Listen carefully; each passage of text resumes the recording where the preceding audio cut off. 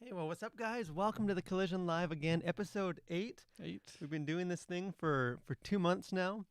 Hard to Time believe. flies, and you get Yeah. to spend it with this bearded, handsome man. How you doing? Oh, stop it. I'm doing fine. Doing fine. So yeah, we were both actually at the beach. The families had a Yeah. vacation. Soaking up some vitamin D. I know, it seems like, some of you guys might think that's all I ever do is go to the beach, but using up those saved up vacation it days. is all you do. But hey, even though we were at the beach, culture still goes on. Stuff Pop still culture happens. stuff happens. News is broke. So yeah, a lot of things happening. A couple kind of interesting things to jump into, to talk about. As Christians, things that are just trying to keep our finger on the pulse of what's going on with pop culture and just culture in general. And one of them is there's I don't know if you've noticed, there's a thing called a pandemic is still. I have. Yeah, it's still raging on as it happens. Yeah, so we It's March. What is it? March 152nd or something. So we together we did a review. We went and saw Tenet. Movie theaters opened back up after being shut down for a while. It seemed like things were returning to some level, at least in pop culture, to normal. But short-lived, it turns out. Movie theaters are in trouble. I don't know if you guys saw Regal, one of the top big cinema theater chains in the country, just announced that they'll be shutting down for the foreseeable future. Kind of a result of just there's nothing to Nothing to show. Yeah. movies keep. I was pretty bummed. Dune, the movie looking forward to, is supposed to come out in December. It was postponed till I think October of next year. Sheesh. So a long time. Wonder Woman was postponed. Black Widow, all the movies. Not a whole lot coming out, and it kind of people weren't going to see what is showing. Kind of some of the old classics that they brought up. So they're shutting down for now. AMC theaters is saying they're staying open. I think they kind of have to, just financially. They're struggling. They're not making. They're not. If there's no movies to show, they're not making money. There's only so long that these businesses can stay afloat. And there's I saw that the National Association of Theater Owners, kind of the big union for the theater, said this recently, that they estimate if things don't change, if theaters aren't able to show movies, if these studios keep postponing these films, that around 69% of kind of the smaller and mid-sized cinema companies will file for bankruptcy, and possibly this close permanently. That's a lot of theaters that might not be around in a year's time. And again, Regal shut down for now. Not sure how long they can last. But there's an interesting interview done by Patty Jenkins, she's the director of Wonder Woman. She's done some other stuff as well, and the upcoming Wonder Woman movie, the second one that was postponed. She kind of had an interview the other day where she just talked about what is this going to mean for cinemas, for entertainment, for pop culture, if these theaters aren't able to show movies. And here's a couple of things she said, and maybe we can kind of talk about what we think. But she said, if we shut this down, this will not be a reversible process. We could lose movie theater going forever. It could be the kind of thing that happened to the music industry, where you could crumble the entire industry by making it something that can't be profitable. So she's kind of, and she's not the only one doing this. We're kind of raising the red flag, saying there's danger. The longer this goes on, the more chance there is that it will never return to the level that it was before. If we're losing theaters, the whole industry itself might have to reinvent itself to kind of accommodate for this new reality. But you hear these quotes. What are your thoughts on this? Yeah, I mean, it's, at first glance, it seems real alarmist. Like, well, okay, like, is the movie theater, like, is the business in really that much peril? But when you look at all of the planned releases and just the pipeline, the money that it takes to make these big blockbuster movies, like, yeah, and if you don't have those, then what are the theaters going to do in the meantime? Like, you can't go like 6 months between releases of movies and expect to have any sort of business. And so, I don't know. I guess the real question is, what options do theaters have? What options do studios have? And I don't know, like, the the ins and outs. And we were talking about this a little bit beforehand, but the ins and outs of sort of the relationship from the studio to the theater, and how that works, and are there ways for them to make money that, maybe this is a time for I mean, it's obviously disrupting the movie business, but is there a way of innovating right now? Because oftentimes it's through disruption that innovations happen. I don't know that the movie industry has innovated, you could say, just as far as the model of how it makes money. Yeah, like And the so theater model is the very. theater model, yeah, I mean, I think the innovation is, it costs a lot more maybe to see movies now. And so is there a place for innovation, for a change in the model? Because and we've written about it on the Collision. I think Monty wrote an article about it at the collision.org, but just really the staple of the theater, the benefit to society to having a theater, and just that it's hard to replace that with just streaming services. Yeah, because that's kind of been you see that even people are kind of calling for it on, when theaters are closed, just throw it on Disney Plus, throw it on Netflix, just throw it on streaming. The future's in streaming. But it's interesting that you see that a few, Milan kind of did that. Soul, the next Pixar movie, announced that they're just going straight to Disney Plus. So there's been some of that, but if you notice, all these big movies, they're being postponed. They're not being announced to drop on streaming, and it's just financially, and that's kind of what Jenkins in the interview she gave gets into, saying it's just not financially, You just can't. feasible. You Yeah, can't. the You money's don't not make there in streaming. to make at least those big budget kind of movies that we're used to in the theater.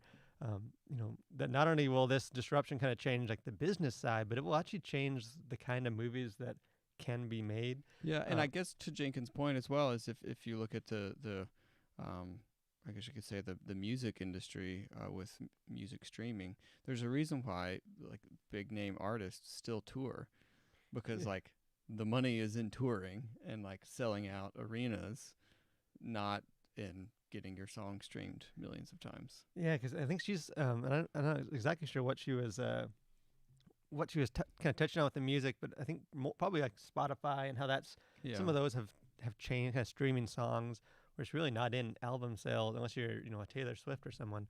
It's really not in that model anymore. And I don't know, maybe I'm old. Maybe I'm old school. I feel like with the music industry, the comparison's always been a little tricky because Yeah. the actual experience from a consumer standpoint doesn't change. You're listening to the Right. same music, like the change from CDs to to digital music to streaming to, from like a listener, it's the same experience.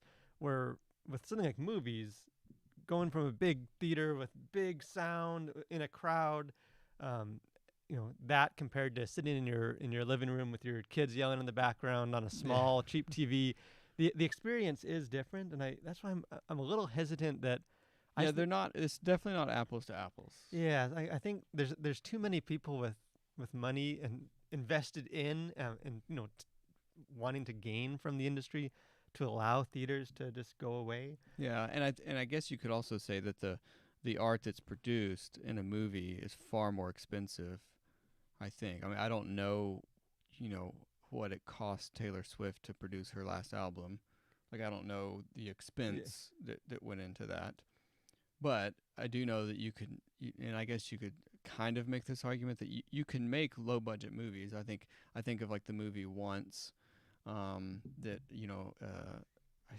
I know it won an Oscar for the music, I think, for best original score. But it's a great movie, but it was filmed on a couple of handy cams, very low budget, but it was a really good movie. So you can make low budget movies, but in general, even a low budget movie is probably still more expensive than if you just kind of your computer and you can basically make an entire album for the cost of the equipment almost.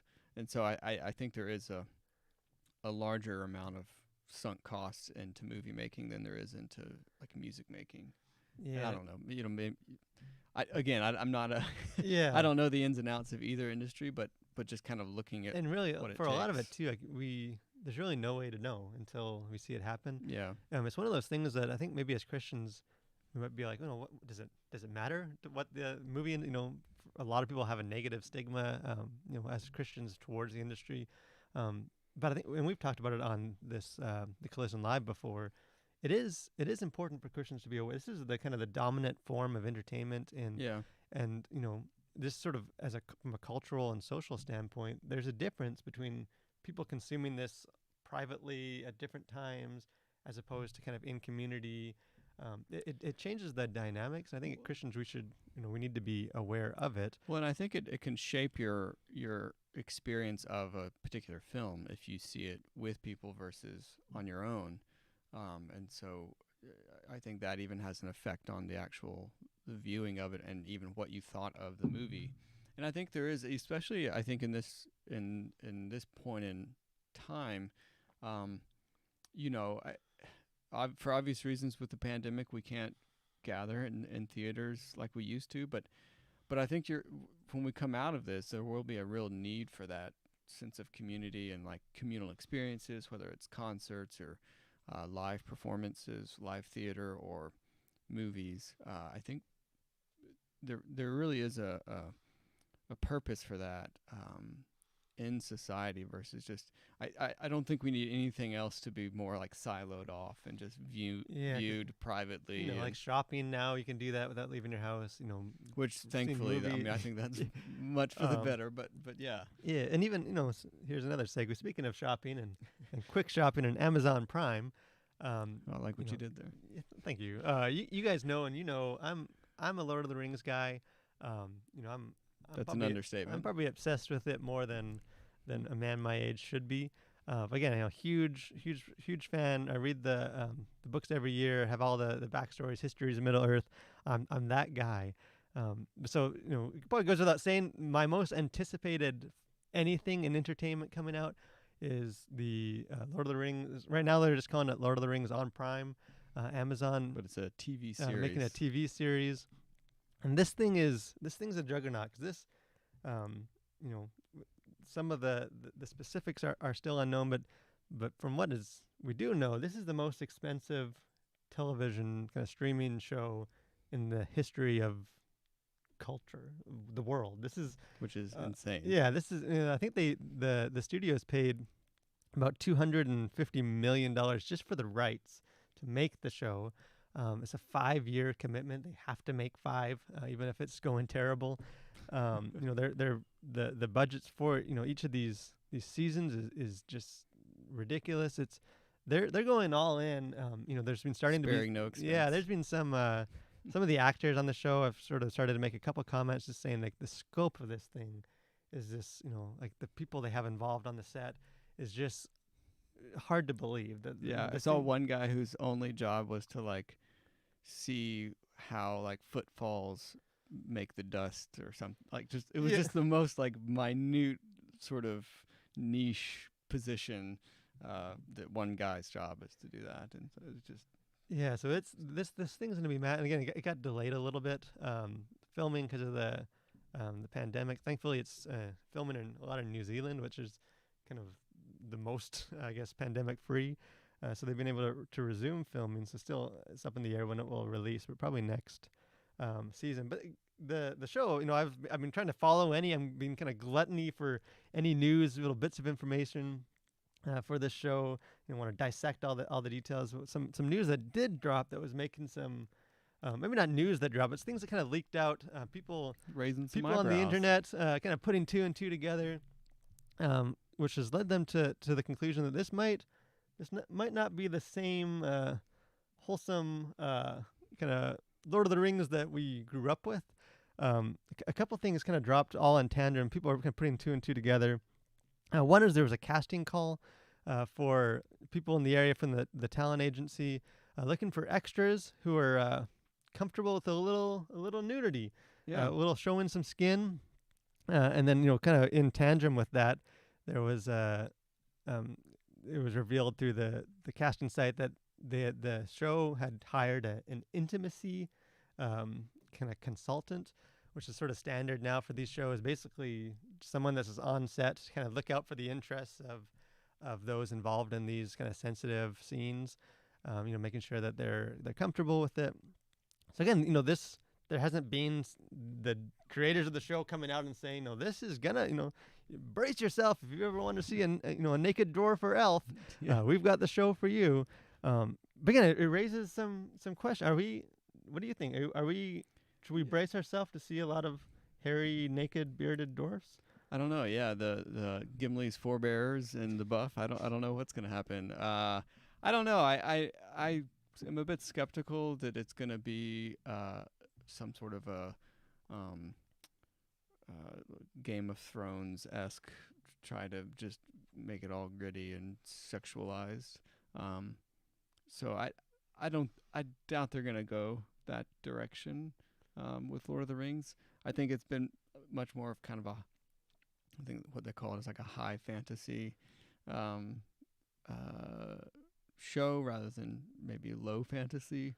And so I don't know, like it'll be interesting to see. I mean, I don't think we'll know until the show's actually released, but I doubt it's going to try and be this sort of, overly sexualized version of, Lord of the Rings. So I don't know. Yeah, because I think it says something about just our culture and what people think that we want. Yeah, I at least hope that's the- not what it's gonna. Because Hollywood is. I did a tweet about this not long ago, but it sort of prides itself on being so innovative in the front end of culture. This avant-garde, but like to do so, it ends up being so totally reactionary, trying to kind of make sure that they're any new trend and. Because the popular comparison has always been to Game of Thrones. I think even the what's his name, the guy that owns Amazon, Bezos. Jeff Bezos, He when they got the rights to the show, he kind of said, we're hoping for our Game of Thrones, which has led people to think maybe to read more into that. That does that mean they're going to make it like Game of Thrones and try and appease the same kind of fantasy? That kind of. People like fantasy with a lot of graphic sex and nudity, so let's take Lord of the Rings and give him a Game of Thrones version of that. Or could it be that it's that type of a show where like everyone talks about it and it's in like the pop culture zeitgeist of the world? I think could possibly be probably what which is more thinking. because people said the same thing about like the Mandalorian, and I think that's probably a better comparison for this show, at least. Maybe I'm being wishful and want to give Hollywood and these studios the benefit of the doubt that they wouldn't kind of try and insert a bunch of stuff that Tolkien would have been mortified to have in his show. But some of these like a Game of Thrones had that very explicit material, but so did the books. The Witcher on Netflix is another one that similar graphic, a lot of nudity in the show, but the books are that way as well. Where Lord of the Ring, it'd be almost like making a Harry Potter show, and then, but people want more mature Potter, so let's, have a bunch of hard R. Which I would think, especially with a property like this, that you kind of have to stay true to the source material. Like you can go in certain directions, but to do something that just seems out of character with the overall just themes of Lord of the Rings. Just would kind of seem like disjointed a bit. Yeah, and it's I don't necessarily have faith in Hollywood for not just being sex obsessed and needing to. But if it's but sex sells, and we have to put more in. But again, this is the most expensive show ever made. That commitment, I just can't see them being willing to take that drastic of a risk with a proven property. Again, Game of Thrones, there was nothing before the shows outside of the books. Lord of the Rings, we have the movies, we have, the 6 films in Middle Earth, very clean, very successful, without the need to grab those viewers that tune in for nude dwarfs. So again, I'm thinking this is going to be a whole lot of smoke about nothing. There's a lot of other ways that you can, like maybe it's a flash, but maybe the actors need to be filmed nude, but they're not going to actually, because again, they're calling for a bunch of people, So this isn't just like they might have a very intimate sex scene. Like, these are all extras. So like unless they're going from 0 to 100, where it's just there's 100 people on screen, they're all naked. This is the kind of show. I can't see it. I can't see it happening. But again, I think it does say something about sort of our world. And I do get a little, which has always been my fear with these adaptions, is that you have sort of this secular industry adapting these beloved kind of very Christian works, Yeah. you know, and it doesn't always translate. Our world's changed a bit. Yeah, and you just hope that they stay true to the original craft and the original art. Because I feel like that's the greatest thing that you can do. And I think when you see adaptations trying to like do their own thing with something that's already beloved, I just think that that can really backfire.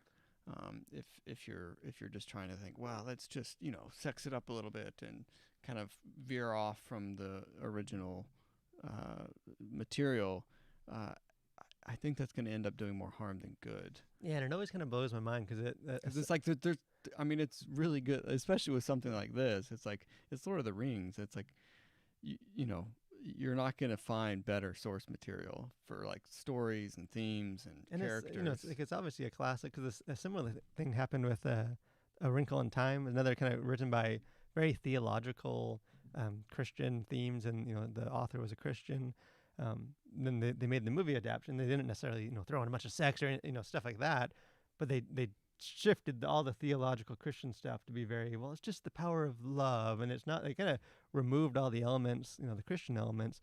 Again, the movie didn't do well, and it's just sort of like this, not that you just want to cater completely to the hardcorest of fans, but it's these studios that take what is loved and then think that they somehow have to like improve it to make it appeal to people. Well, or to try and stick it in like the current mood of the culture, I think would be a danger as well, because I think it's like, oh well, the sign of the times, and we need to make sure that we do things in this way because that's what's in right now, and just sort of ignore what has actually given this piece of artwork staying power through the ages. And I think they just do that to their detriment. Yeah, it's sort of like if you have to insert sex to think you need to do that to sell Lord of the Rings, then I think you've missed what makes it such a great story. But so again, we'll be looking at. Hopefully, I keep waiting for someone to kind of come out and make an announcement saying, don't worry, guys, false alarm, don't freak out yet. But again, it's the internet, and who knows? That's what people do. They freak out. So this week at the Collision, again, I want to thank you guys for checking out. We shared we dropped a pretty kind of sensitive article last week. I was a little nervous. It's one thing to write about, here's 5 Christian themes in the Marvel Cinematic Universe. Yeah. It's one thing to do that. Then when you start getting into more of the serious issues, like the sexual allegations that we with Ravi Zacharias last week, I was a little nervous about it. But again, it actually was it's the most successful post we've ever done in over a year at the Collision.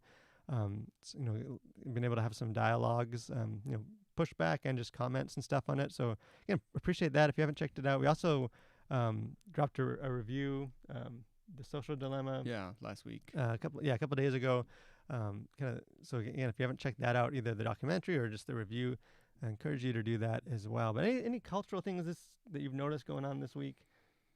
Well, I think we're all hoping that theaters do come back swiftly, and we have something to sort of escape what the political and social upheaval that's happening right now. I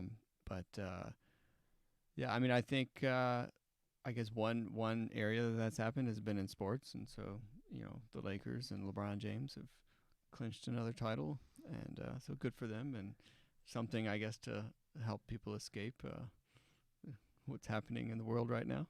Yeah, again, I predicted that the Lakers would win in 6, and they won in 6. LeBron, I think he's the GOAT. You guys can write all the angry comments you want.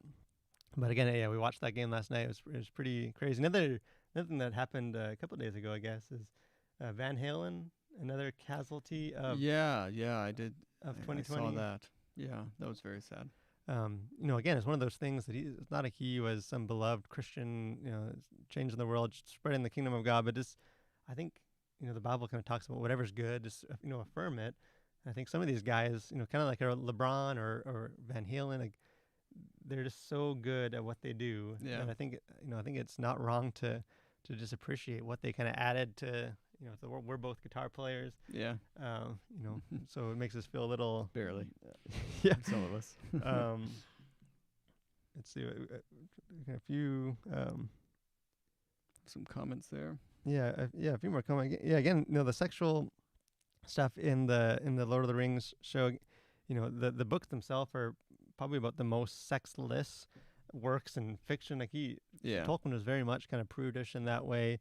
And again, I'm of the mindset that I think Christian art and even Christian storytellers should deal with sexual things. I mean the Bible does. The Bible, there's incest and there's all kinds of taboo sexual things in the Bible. But again, it's not glorifying. It's not doing it to kind of entice readers to these young boy readers to read another page of this sexual thing. It's revealing the truth about it.